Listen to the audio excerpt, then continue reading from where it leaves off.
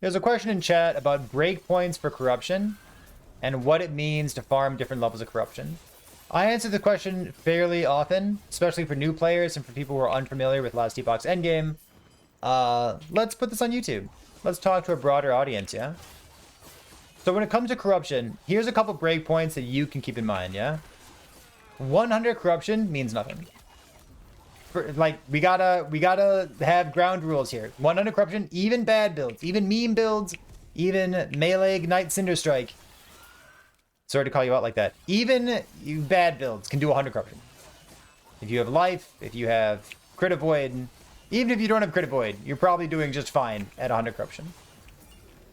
So what are the next breakpoints after that? Hopefully your builds can farm 200 corruption. 200 corruption is important for two reasons. First of all, when you're killing monolith bosses, it means that you can get all 5 options instead of just 4 options.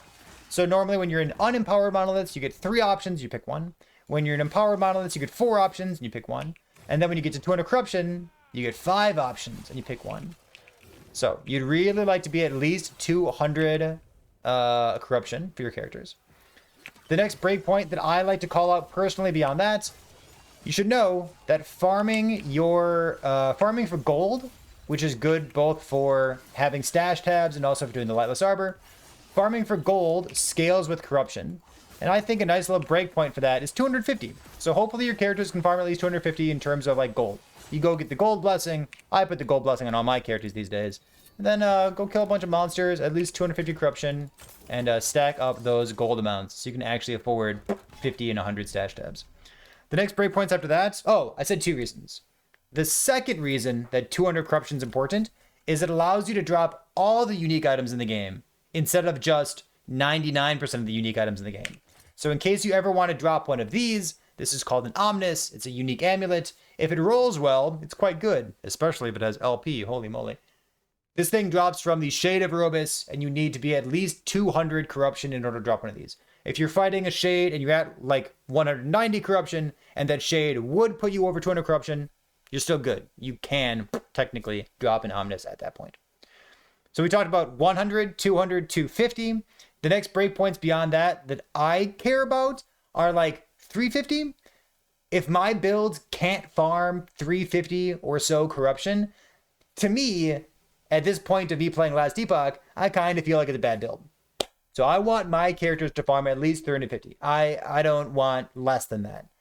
If you can farm beyond that, if you can farm like 500, I think 500 is the last falling off point. There are characters who can farm 500 who can't farm 800, who just don't have the defenses and they have a bad damage pattern or something else is going on. But if you can push beyond 500 corruption, you can probably get to 1,000 corruption. It's just a matter of time and commitment and continuing to make your gear a slightly better and navigating the monolith web so that you don't have 15 modifiers that say enemies have damage, enemies have damage, enemies have elemental damage, enemies have crit, enemies have damage, as long as you're not stacking up a whole bunch of damage modifiers. If you can do 800 corruption, you can do 1,000 corruption.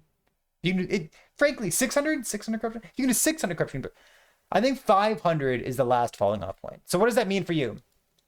It means if you see somebody doing 2,000 corruption, you give them a little round of applause, but like 1,000 is not more testing in some way than 1,000 is. And 1,000 is not really more testing than 800 or even 700. Like the numbers are bigger, the monsters do more damage, the monsters have more life. But if you can comfortably do 700 or 800, you can comfortably do 1,000, guarantee you.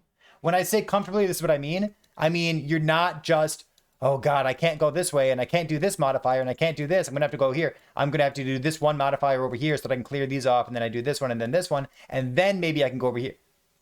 That seems like a lot of work. If you can comfortably do 600, 700, you're good. So for my characters, I aim for like 350. If my characters are snappy and they're moving quickly and they're not dying and they feel good at 350, to me, that means like, yeah, this is a good character. If I need to go to 500, 600, 700, I'll be able to. So those are your corruption breakpoints. I hope that helps.